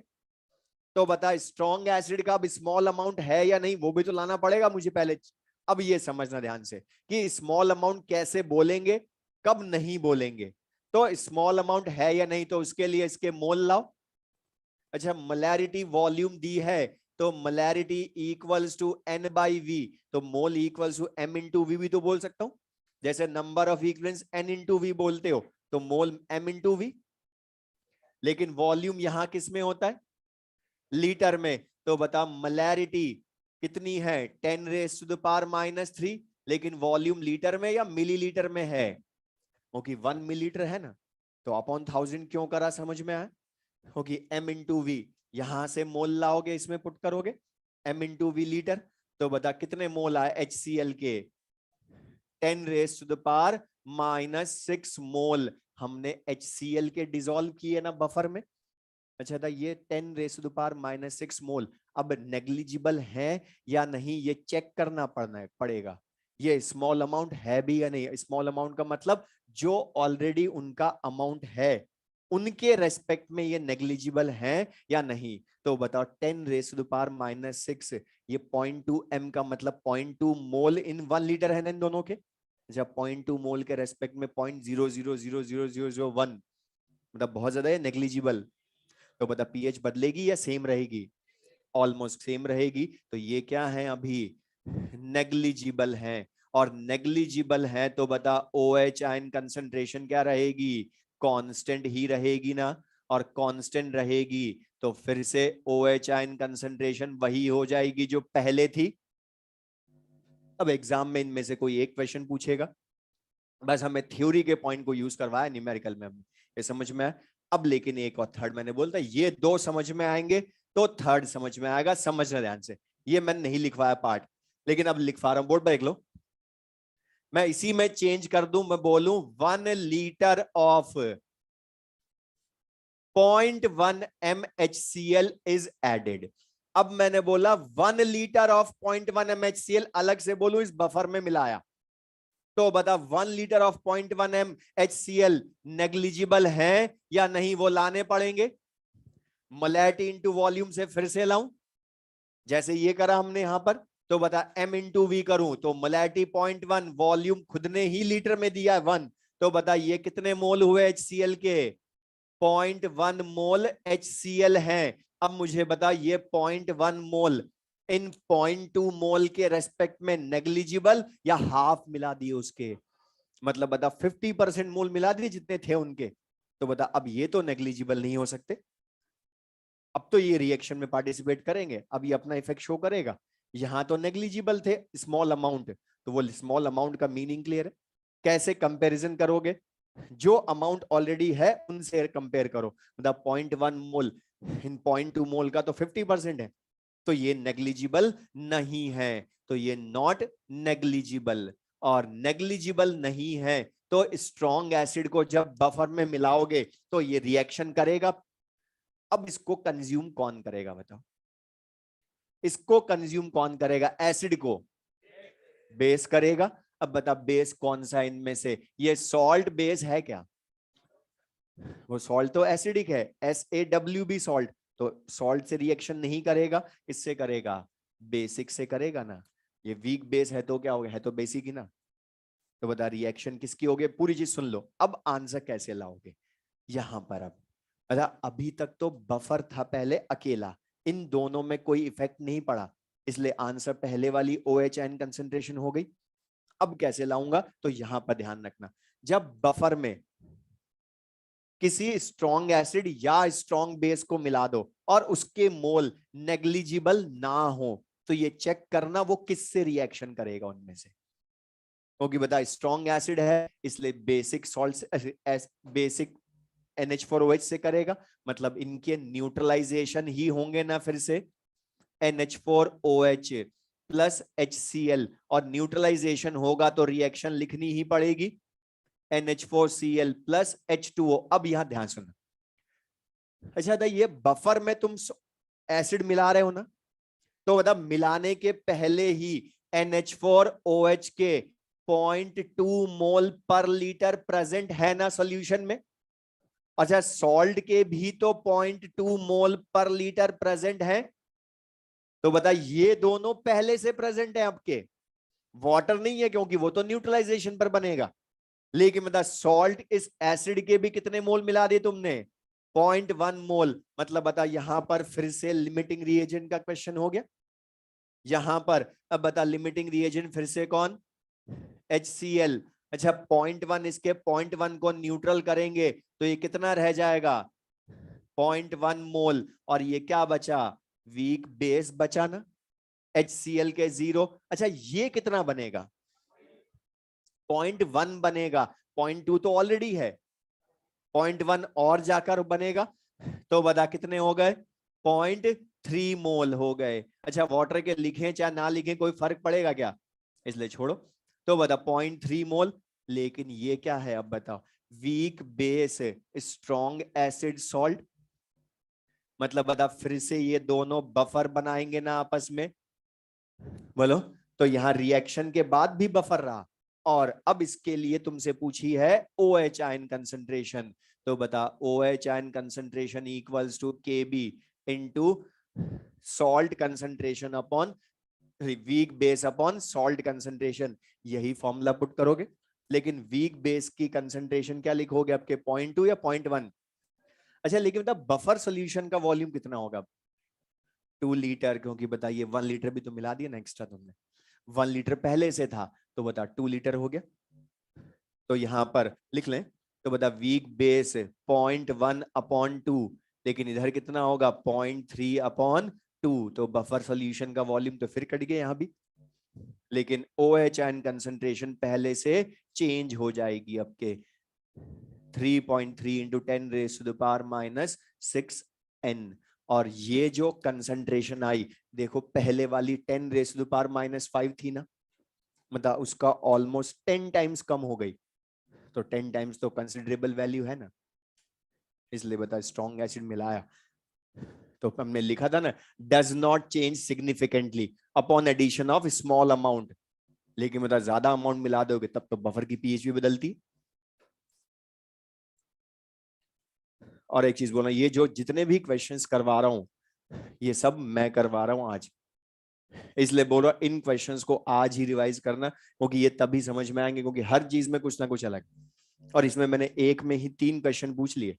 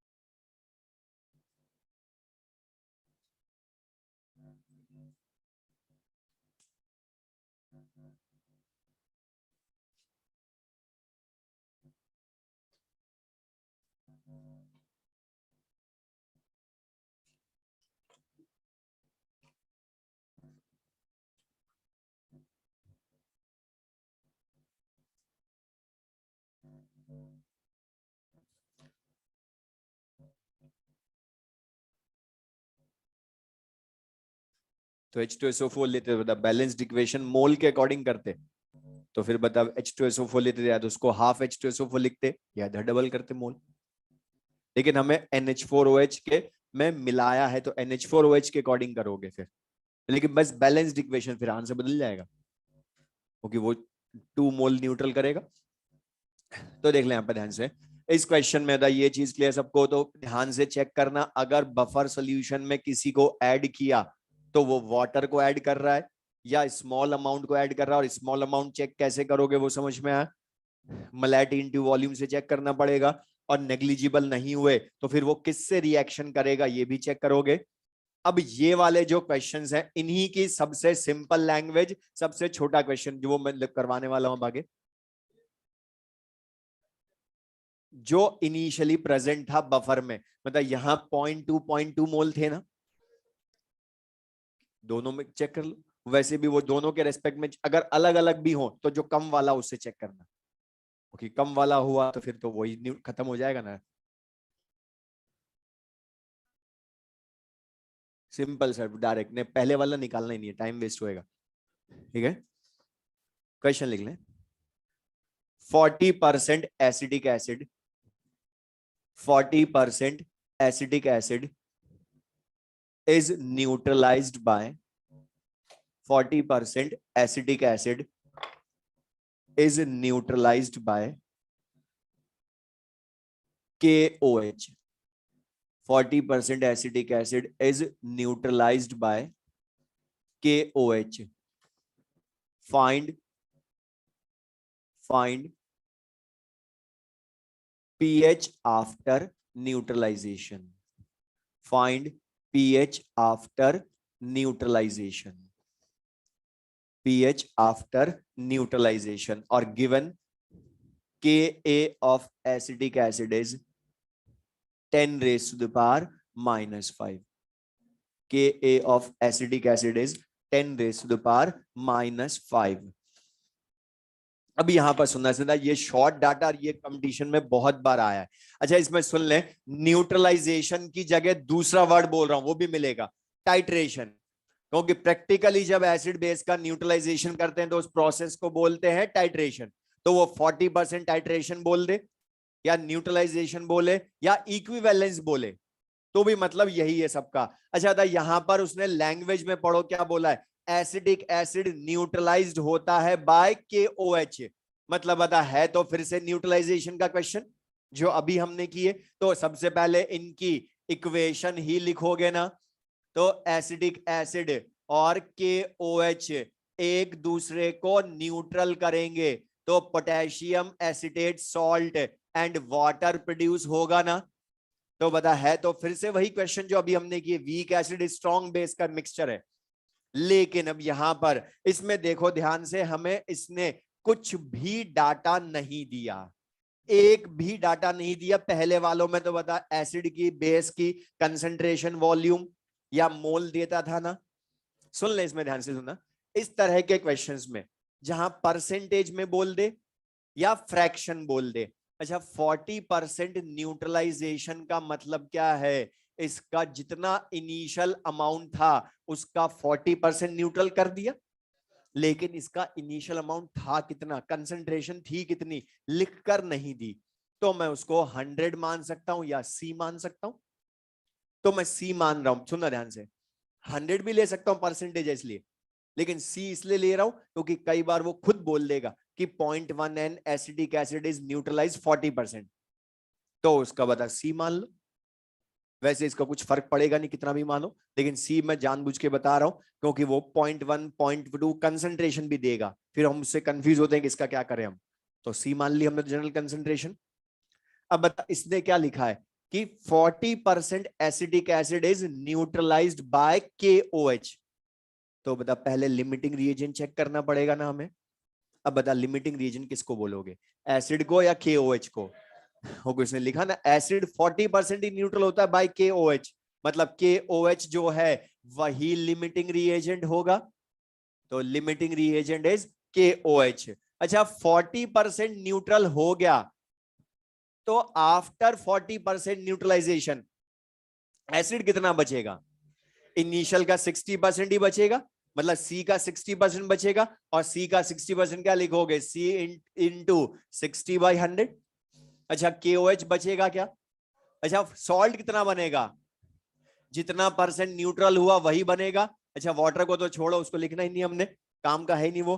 अब बता यहां पर फिर बफर बन गया, क्योंकि जो बचा वो वीक एसिड लिख लें, और इसी वीक एसिड का सॉल्ट विद स्ट्रॉन्ग बेस बन गया ना। अब बता ये दोनों क्या हो गए, एसिडिक बफर हो गया ना फिर से। और एसिडिक बफर सॉल्यूशन हुआ तो पीएच की वैल्यू डायरेक्ट ला सकते हो, pH equals to pKa, Ka 5 10 raised to the power -5, तो pKa 5 डायरेक्ट लिख दो, log salt concentration C into 40/100 upon C into 60/100। तो बता C अगर मैं तुम्हें दे भी दूं तो भी कोई फर्क नहीं पड़ने वाला, इसलिए बस लिखा है कि C के से कोई फर्क नहीं पड़ना। और ये सॉल्व करोगे तो बता क्या आ गया, 2/3 log 2 माइनस log 3.18 माइनस का, तो pH विल बी 4.82। तो बताइए क्लियर है। अब मैं इसमें लैंग्वेज में क्या क्या चेंज कर सकता हूं इसी क्वेश्चन की। मतलब 40% न्यूट्रलाइजेशन बोला तो 60% खुद बचा, इसी को चेंज करके मैं फ्रैक्शन में भी दे सकता हूं। अच्छा 40% का मतलब क्या है, 40/100 मतलब 2/5 है ना, तो वो कई बार बोल देगा 2/5 न्यूट्रलाइजेशन। तो 2/5 न्यूट्रलाइजेशन मतलब बता 2/5 न्यूट्रल हो गया, तो बचा कितना 3/5। तो C इंटू 3/5 लिख लेना, फ्रैक्शन में लिख लो, C इंटू 2/5 लिख लो तो भी आंसर वही आएगा।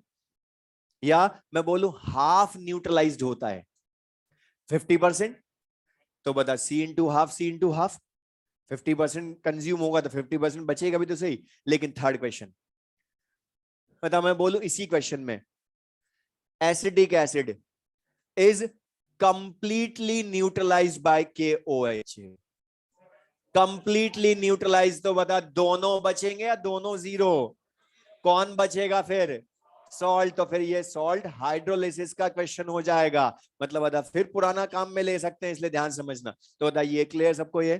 तो बता मैं जितने तरह के क्वेश्चंस हो सकते हैं बफर के अलग अलग मैं तुमसे करवा चुका हूं, और तुम लोग कुछ के लिए मैंने वर्बली बोला कि ऐसा होगा तो कर लेंगे, तो तुमने हाँ किसके लिए करा याद है सबको, ठीक है। अब मैं बोल रहा हूँ मॉड्यूल के क्वेश्चंस भी इसमें अच्छे हैं, और जो बिगनर्स बॉक्स, मैंने अभी तक किसी चैप्टर में नहीं बोला बिगनर्स बॉक्स के, लेकिन बफर के जो बिगनर्स बॉक्स है जो साथ में उसके थ्योरी के मॉड्यूल में, उसके भी क्वेश्चंस करना, जो हमने नोट लिखे ना आज कि इनमें से कौन सा बफर है कौन सा बफर नहीं है अमाउंट देकर, वो उसमें मिलेंगे क्वेश्चन बिगनर्स बॉक्स में। तो बोला क्वेश्चन नंबर 108 से 141 तक कर सकते हो, और इतने सारे नहीं करने क्योंकि इसमें बीच में इंडिकेटर वाले भी हैं, तो वो अभी हमने नहीं पढ़े तो वो छोड़ देना, इंडिकेटर वाले जब हम आगे पढ़ेंगे तब वो हो जाएंगे। तो 108 से 141।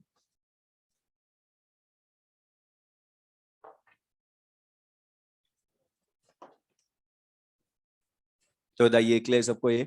तो बफर सॉल्यूशन जो है इसका मीनिंग क्या है, समझ में आया सबको ये। तो बफर सॉल्यूशन के लिए क्वेश्चंस हम कर सकते हैं थ्योरी, लेकिन मैं फिर बोल रहा हूं थ्योरी जो है बफर की, और ये पढ़ने के बाद मॉडल के क्वेश्चन करना, ठीक है। अब लिख लें सबसे इंपॉर्टेंट टॉपिक इसका, solubility of sparingly soluble salts, solubility of sparingly soluble salt, solubility of sparingly soluble salts। अब solubility of sparingly soluble salts, अब तुम एग्जाम वाले एक्सरसाइज में देखना 90% क्वेश्चंस तो बफर और इन्हीं के लास्ट 10 इयर्स में, और सबसे ज्यादा इसके 70% ऑलमोस्ट। तो सॉल्युबिलिटी, लेकिन है बहुत इजी से क्वेश्चन इसके आते हैं, सबसे इजी टॉपिक होगा ये, हमने जितने पढ़े पूरे चैप्टर में भी था। लेकिन इसको बस समझना ध्यान से, इसकी थ्योरी का मीनिंग लैंग्वेज में इसमें बहुत चेंज कर सकते हैं हम। तो सबसे पहली चीज तो बता, यहां पर स्पैरिंगली सॉल्युबल सॉल्ट्स लिखा ना, तो सिंपल सा मैं मीनिंग बोलूं, स्पैरिंगली सॉल्युबल सॉल्ट्स का मीनिंग है वो सॉल्ट्स जिनको इनऑर्गेनिक में पढ़ते हो ऑलमोस्ट इनसॉल्युबल इन वाटर, जैसे बेरियम सल्फेट बोलते हो वाटर में मिलाने पर प्रेसिपिटेट हो जाता है, लेड क्लोराइड भी प्रेसिपिटेट होता है या पार्शियली सॉल्युबल इन वाटर होता है, या AgCl वाटर में मिलाने पर प्रेसिपिटेट हो जाता है, लेकिन मतलब क्या उनका ऑलमोस्ट इनसॉल्युबल, मतलब थोड़ा बहुत तो सॉल्युबल होते हैं ना। तो जो थोड़ा बहुत सॉल्युबल होते हैं वो वही हम कैलकुलेट करेंगे उनकी वैल्यू, न्यूमेरिकल वैल्यू। तो लिख लें the solubility of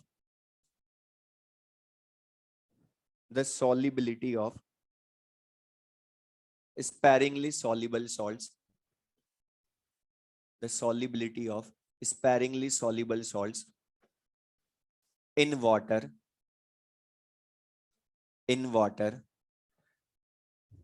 is very less, in water is very less। और इसकी न्यूमेरिकल वैल्यू भी, स्पैरिंगली सॉल्युबल सॉल्ट्स की सॉल्युबिलिटी की न्यूमेरिकल वैल्यू भी जब हम कैलकुलेट करते हैं तो वो हमेशा आती है 10⁻⁻² मोल पर लीटर से भी कम। अब बता 10⁻⁻² मोल पर लीटर से कम, लिख भी लें साथ में ब्रैकेट में। तो सॉल्युबिलिटी 10⁻⁻² मोल पर लीटर से भी कम, मतलब नेग्लिजिबल वैल्यू ही है ना। नेगेटिव पावर -3 -4 -8 -10 -20 -30 में भी आती, मतलब बता नेग्लिजिबल मोल ही सॉल्युबल होंगे। इनके एग्जांपल्स तो हमें बताइए, जिनको तुम इनऑर्गेनिक में बोलते हो ऑलमोस्ट इनसॉल्युबल, या वैसे ही बता इस चैप्टर के न्यूमेरिकल में जो भी सॉल्ट मिलेगा उसको हमने इनसॉल्युबल ही मानना, मतलब स्पैरिंगली सॉल्युबल ही मानना है। अब यहां पर दूसरी चीज ध्यान से, अब ये तो हमने बोला स्पैरिंगली सॉल्युबल सॉल्ट्स का मीनिंग क्या होता है, लेकिन दूसरा मीनिंग सॉल्युबिलिटी का मीनिंग क्या होता है ये भी हमें पता, जो हम न्यूमेरिकल में यूज करेंगे। तो लिख लें,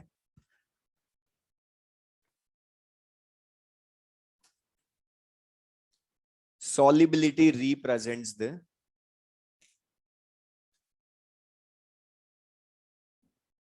solubility represents the maximum number of moles. Solubility represents the maximum number of moles of a substance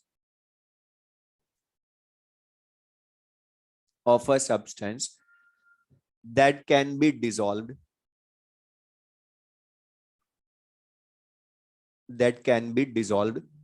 in a solvent to prepare its 1 liter saturated solution at constant temperature. To prepare its 1 liter saturated solution at constant temperature. At constant temperature. अब ये जो लिखा definition इसको बाद में पढ़ेंगे, पहले board पर देख लो। सिंपल सा मैं मीनिंग बोलूं इसका है क्या, सॉल्युबिलिटी। जैसे सपोज हमें AgCl की सॉल्युबिलिटी फाइंड करनी है, तो इसको हम किस में सॉल्युबिलिटी फाइंड करते हैं, पूरी केमिस्ट्री में, फिजिकल केमिस्ट्री वाटर में ही करते हो। तो हमने इन अ वेसल प्योर वाटर लिया, उसमें AgCl की सॉल्युबिलिटी लाएंगे, तो इसका मीनिंग क्या है पहले वो बता रहा हूं। सॉल्युबिलिटी रिप्रेजेंट किसको करती है, तो बता AgCl को जब हमने वाटर में डिसॉल्व नहीं किया तो इसकी फिजिकल स्टेट सॉलिड होगी ना, होगी, सॉल्ट है तो क्रिस्टल होगा, तो AgCl सॉलिड है, इसको हमने वाटर में डिसॉल्व करा। तो बता सबको बता जब हम किसी सब्सटेंस को वाटर में डिसॉल्व करते हैं तो बता इनिशियली वो डिसॉल्व होता जाता है, और आफ्टर सम टाइम एक स्टेज ऐसी आती है जब उसका डिसोल्यूशन रुक जाता है। और बता जिस स्टेज पर जाकर डिसोल्यूशन ऑफ अ सब्सटेंस रुक जाता है उसको सैचुरेशन स्टेज बोलते हैं उसकी, और सैचुरेशन स्टेज पर जो सॉल्यूशन मिलता है उनका उसको सैचुरेटेड सॉल्यूशन बोलते हो। अच्छा था, सैचुरेटेड सॉल्यूशन फॉर्म होने के बाद भी, मतलब सैचुरेशन आने के बाद भी अगर मैं AgCl को डिसॉल्व करूंगा तो वो डिसॉल्व होगा या settle down in the vessel हो जाएगा। अब बता settle down in the vessel होना मतलब प्रेसिपिटेट हो जाएगा। तो बता डिसॉल्व कब तक होता कोई भी सब्सटेंस, जब तक उसका सैचुरेशन ना आ जाए, मतलब सॉल्यूशन क्या ना बन जाए, सैचुरेटेड सॉल्यूशन ना बन जाए। तो बता सॉल्युबिलिटी किसी भी सॉल्यूशन में डिफाइन करते हो या only for saturated solution, only for saturated solution. मतलब जैसे मैं डाटा लेकर समझाऊं कि किसी सब्सटेंस की सॉल्युबिलिटी 0.1 मोल पर लीटर है, समझाने के लिए बोल रहा हूं, अभी स्पैरिंगली नहीं है ये मैं, लेकिन मान रहा हूं समझाने के लिए 0.1 मोल पर लीटर है। तो बता अगर मैं तुमसे इसकी सॉल्युबिलिटी 0.1 मोल पर लीटर है, इसका सिंपली मीनिंग क्या है कि इसके मैक्सिमम वाटर में 0.1 मोल डिसॉल्व हो सकते हैं, तब जाकर इसका 1 लीटर सैचुरेटेड सॉल्यूशन बन जाएगा ना, बोलो यही होगा मीनिंग। अब लेकिन मैं तुमसे बोलूं इसके हमने अगर सपोज 0.09 मोल डिसॉल्व किए तो बता ये 0.09 मोल डिसॉल्व हो जाएंगे ना, लेकिन इसको सॉल्युबिलिटी बोलूं क्या, क्योंकि अभी तो ये 0.01 और फर्दर डिसॉल्व हो सकता है ना। तो बता सॉलिबिलिटी डिसॉल्व मोल्स होती है या maximum dissolve moles? Maximum dissolve moles कितने हो सकते हैं उसको बोलूंगा ना, फिक्स्ड वैल्यू ऑफ सॉलिबिलिटी। अच्छा इसकी जगह अगर मैं डिसॉल्व कर दूं 0.3 मोल पर लीटर डिसॉल्व कर दूं, तो बताओ अब हमने 0.1 से ज्यादा डिसॉल्व कर दिए ना। लेकिन बता इसमें से भी 0.1 तो डिसॉल्व हो जाएंगे, लेकिन रिमेनिंग 0.2 क्या होंगे, डिसॉल्व या प्रेसिपिटेट? मतलब बता डिसॉल्व तो हर बार फिक्स ही हो रहे हैं ना, एट कांस्टेंट टेम्परेचर। और टेम्परेचर तो हम कांस्टेंट ही रखते हैं, क्यों रखते हैं आगे रीजन बताऊंगा उसका। द 0.1, इसलिए डेफिनेशन में पढ़ो क्या लिखा है। solubility represents the maximum number of moles of that can be dissolved। तो बता मैक्सिमम वर्ड क्यों लिखा, ये समझ में आया? क्योंकि डिसॉल्व मोल सॉलिबिलिटी नहीं होती है, जितना मैक्सिमम डिसॉल्व हो सकती है उसकी कैपेसिटी डिसोल्यूशन की, वही उसकी सॉलिबिलिटी होती है। तो maximum dissolve moles that can be dissolve in a solvent, ये वाटर सॉल्वेंट है ना, to prepare its 1 litre saturated solution. तो ये समझ में आया सबको? तो बता अगर कहीं भी थ्योरी में या न्यूमेरिकल में लिखा हो सॉलिबिलिटी, मीनिंग ये क्वेश्चन ने बता दिया कि दैट सॉल्यूशन इज सैचुरेटेड। और मुझे एक चीज बता, सैचुरेटेड सॉल्यूशन के लिए, सैचुरेटेड सॉल्यूशन के लिए मोलैरिटी एंड सॉलिबिलिटी डिफरेंट होगी या सेम होगी? क्योंकि बता दोनों की यूनिट क्या है, मोल पर लीटर ही है ना। और बता डिसॉल्व मोल्स, अच्छा 0.1 मोल डिसॉल्व करूं तो ये मैक्सिमम डिसॉल्व मोल्स है ना, इसकी सॉलिबिलिटी भी 0.1, और मोलैरिटी लाऊंगा तो अभी भी वही आएगी 0.1। लेकिन बता क्या दोनों हमेशा इक्वल होती हैं क्या? कब होती हैं? जब सॉल्यूशन सैचुरेटेड हो। अच्छा मोलैरिटी तो 0.09 की भी हो सकती है, 0.3 मोल की भी हो सकती है, लेकिन सॉलिबिलिटी तो 0.1 की होगी ना। बोलो। अब इसी का क्वेश्चन लिख भी लेना ये वाला लाइन, या इसको यूज करवाएगा वो न्यूमेरिकल में, कैसे सुन लो। मैंने बोला लैंग्वेज में बहुत बदल सकता हूं, वो तुम्हें कई बार क्वेश्चन में डायरेक्ट नहीं बोलेगा सॉलिबिलिटी फाइंड करो, वो बोलेगा find concentration of saturated solution. मतलब बताओ कंसंट्रेशन मतलब क्या है, मोलैरिटी ऑफ सैचुरेटेड सॉल्यूशन बोला ना, और वही क्या होती है, सैचुरेटेड सॉल्यूशन में दोनों सेम होती है, तो सॉलिबिलिटी ही पूछी होगी उसने। लिख ले। अच्छा ये जो सॉलिबिलिटी है इसका फॉर्मूला भी मोलैरिटी के जैसा ही होगा ना, मोल पर लीटर में ही, मतलब मोल अपॉन वॉल्यूम ही होगा। लेकिन मतलब यहां डिफरेंस थोड़ा सा इस फॉर्मूले में भी, मोल ऑफ सॉल्यूट या सब्सटेंस बात एक ही है, लेकिन वॉल्यूम कोई भी सॉल्यूशन का होगा या सैचुरेटेड सॉल्यूशन का होगा, सैचुरेटेड सॉल्यूशन का होगा, और होगा वो यहां भी इन लीटर ही। तो बता अगर मैं तुम्हें मोल दे दूं सब्सटेंस के dissolve in saturated solution, volume दे दूं सैचुरेटेड सॉल्यूशन का, तो बता मोलैरिटी सॉल्युबिलिटी ला सकते हो? या थोड़ा सा चेंज करना हो तो मास दे दें, तो बता मोल को mass in gram upon molecular weight into volume of saturated solution in litre बोल सकते हो। लिख लें।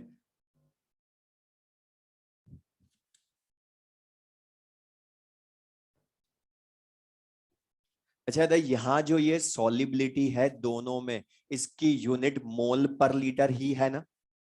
लेकिन मतलब अगर मैं तुमसे क्वेश्चन पूछ लूं सॉलिबिलिटी इन ग्राम पर लीटर लाओ, मतलब कितना मास डिसॉल्व है इन 1 लीटर सैचुरेटेड सॉल्यूशन, तो बता वो क्या होगी, मॉलिक्यूलर वेट मल्टीप्लाई कर दोगे सॉलिबिलिटी इन मोल पर लीटर से। तो लिख भी लें ये भी, सॉलिबिलिटी इन ग्राम पर लीटर इक्वल्स टू क्या लिख सकते हो, सॉलिबिलिटी इन मोल पर litre into molecular weight of substance. तो ये भी ध्यान से, अब इसमें ये सब मैं चेंजेस बता रहा हूं जो यहाँ थ्योरी में ही जो क्वेश्चन में मिलेंगे सब, वो हम थ्योरी में, तो यहाँ ध्यान से पढ़ना। जब भी वो तुमसे पूछे सॉलिबिलिटी तो ये चेक कर लेना उसकी यूनिट क्या है, क्योंकि बता वो मोल आएगी हमेशा मोल पर लीटर में, क्योंकि डाटा में पुट उसमें करेंगे हमेशा, लेकिन वो ग्राम पर लीटर में पूछ रहा है, तो बता मोल पर लीटर लाने के बाद इनटू मॉलिक्यूलर वेट करोगे।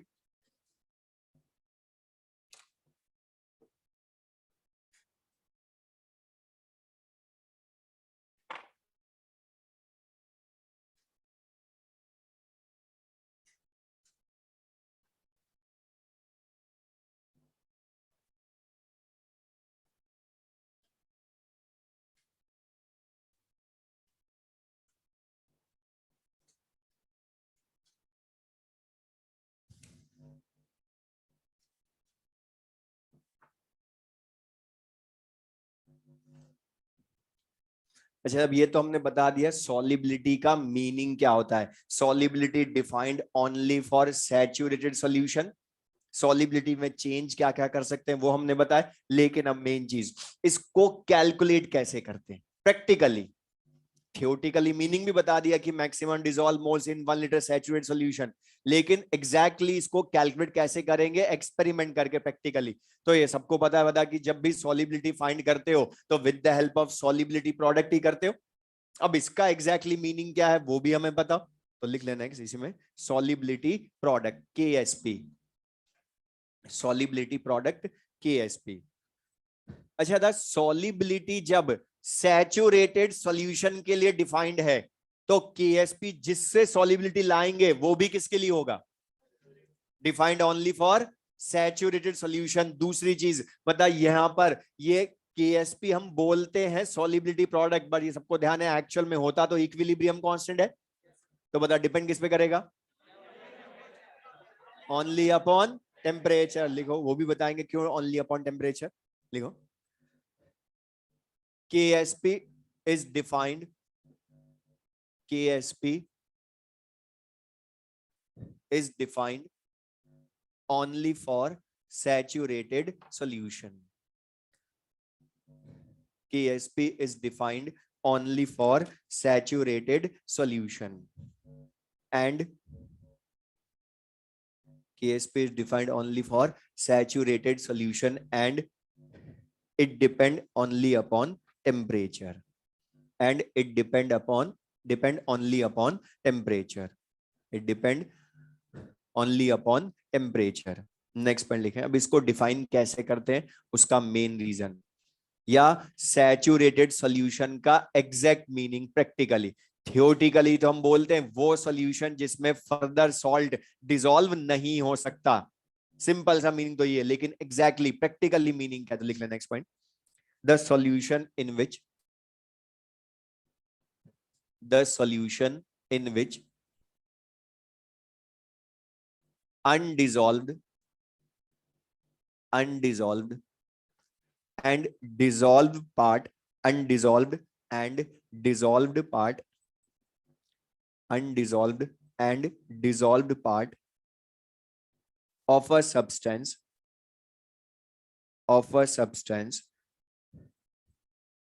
remain in equilibrium is called saturated solution, is called saturated solution, is called saturated solution। अब ये जो डेफिनेशन लिखी वो कैसे लिखी बोर्ड पर देखो, उसको बाद में पढ़ेंगे। तो ध्यान से देखना पर सैचुरेटेड सॉल्यूशन का एग्जैक्टली मीनिंग जो लिखा वो मैं समझा रहा हूं, ध्यान से देखना। अच्छा था, AgCl को सबसे पहले जब हम डिसॉल्व करते हैं तो बता उस टाइम पर हमें सॉलिबिलिटी नहीं पता होती इसकी कितनी है, तो मैं मान रहा हूं इसकी सॉलिबिलिटी है S मोल पर लीटर, अज्यूम कर रहा हूं S मोल पर लीटर है। मतलब बता जितने भी मैं इसके मोल मिलाऊंगा उसमें से ओनली S मोल डिसॉल्व होंगे, बाकी डिसॉल्व होंगे या अनडिसॉल्व रह जाएंगे, अनडिसॉल्व रह जाएंगे। लेकिन हमें नहीं पता इसकी कितनी सॉलिबिलिटी है, न्यूमेरिकल वैल्यू थोड़ा पता है, तो हम हमेशा ध्यान रखना मिलाते हैं ज्यादा मोल, क्योंकि हमें नहीं पता कितनी सॉलिबिलिटी उसकी, तो जितने डिसॉल्व हो जाएंगे वो हो जाएंगे, जो अनडिसॉल्व रहेंगे वो प्रेसिपिटेट हो जाएंगे। अच्छा अब ध्यान से देखना, इसी को मैं इक्वेशन की फॉर्म में लिखूं तो जब AgCl डिसॉल्व करूंगा तो बता सबसे पहले वो AgCl इन सॉलिड स्टेट होगा ना। अच्छा, इसको जब वाटर में डिसॉल्व करोगे तो सॉल्वेंट एक्सिस में होता है तो एक्वस लिखते हो, और सबसे पहले AgCl को जब वाटर में डिसॉल्व करेंगे तो बता ये डिसॉल्व होगा ना, और डिसॉल्व होगा तो इस प्रोसेस को क्या बोल दोगे, डिसोल्यूशन बोल दोगे। तो सबसे पहले AgCl को जब डिसॉल्व किया, ध्यान से दाना बस 2 मिनट की चीज, ये हमें आ गया, सारा आता है नेक्स्ट क्लास का में। AgCl को डिसॉल्व किया वाटर में तो बता इसका डिसोल्यूशन होगा ना।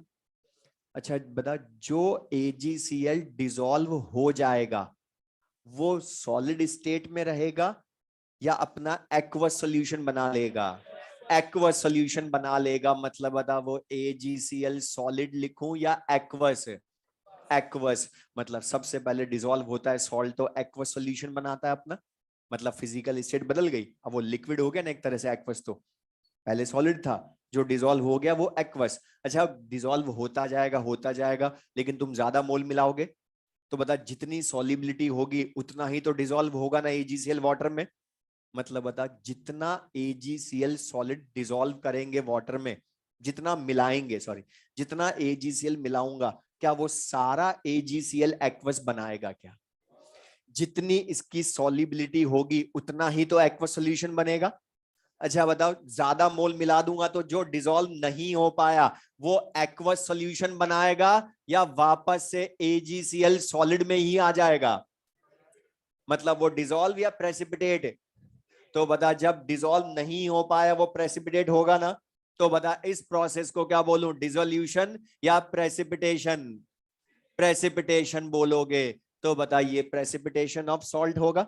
मतलब बता यहां दोनों डायरेक्शन में हो गई ना रिएक्शन, मतलब रिवर्सिबल। अच्छा अब ये यहां पर जो AgCl एक्वस डिसॉल्व हुआ वही एक्वस सॉल्यूशन बना रहा है। अब बस एक मिनट की चीज ध्यान सुना, जो AgCl डिसॉल्व हो गया वो AgCl एक्वस, जो नहीं हो पाया वो AgCl सॉलिड। मतलब बता अब इनका अमाउंट कांस्टेंट हो गया ना रिएक्टेंट प्रोडक्ट का एक तरह से। और rate of dissolution, rate of precipitation एक स्टेज ऐसी आएगी जब इक्वल होगी तो उसको इक्विलिब्रियम बोलोगे।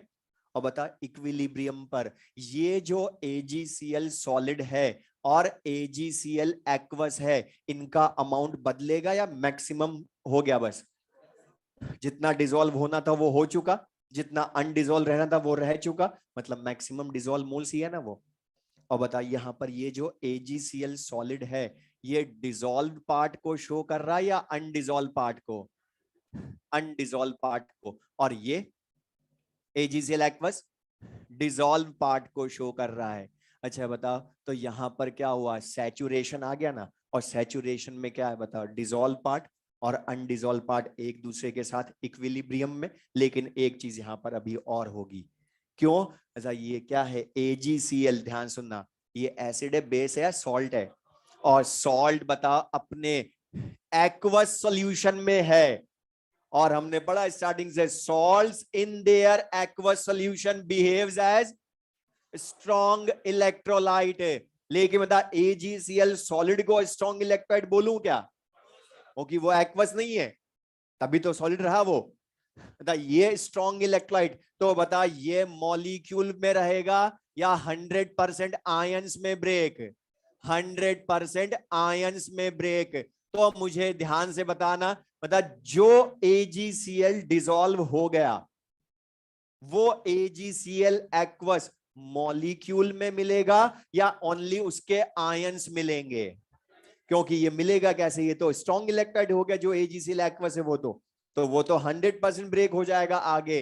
तो बता हमें डिसॉल्व AgCl एक्वस मॉलिक्यूल या उसके डिसॉल्व आयंस मिलेंगे?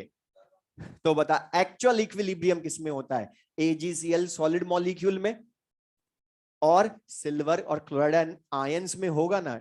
ओके ये तो बन तो जाएगा लेकिन एग्जिस्ट नहीं करेगा, ये तो 100% ब्रेक स्ट्रॉन्ग इलेक्ट्रोलाइट। तो ओवरऑल इस प्रेसिपिटे या डिसोल्यूशन प्रेसिपिटेशन की रिएक्शन लिखूं मैं सैचुरेट सॉल्यूशन की, तो इक्वेशन ये होगी AgCl सॉलिड प्लस एक्वस, इसका लिख लेंगे, डिसोल्यूशन होगा और प्रेसिपिटेशन होगा तो इक्विलिब्रियम होगा। लेकिन AgCl एक्वस की जगह Ag प्लस एक्वस और Cl माइनस एक्वस लिखोगे तो बता डिसॉल्व आयंस और अनडिसॉल्व सॉल्ट में इक्विलिब्रियम। और इक्विलिब्रियम पर कोई भी कैलकुलेशन करते हो तो यूजिंग इक्विलिब्रियम कांस्टेंट करते हो। और ये सॉलिबिलिटी इक्विलिब्रियम है ना, इसलिए नाम क्या रखा उसका, सॉलिबिलिटी प्रोडक्ट। और KSP क्या लिखोगे, product upon reactant concentration raise to the power of their stoichiometric coefficient. तो Ag प्लस Cl माइनस, लेकिन बता रिएक्टेंट को लिखोगे या एक्टिव मास 1? तो बता सिंपल सा KSP। और ये KSP इक्विलिब्रियम कांस्टेंट है, तो बता कोई भी equilibrium constant depend only upon temperature, इसलिए KSP depend only upon temperature, पहले ही बोला हमने। ठीक है, बाकी फिर इसको नेक्स्ट क्लास में यूज करेंगे।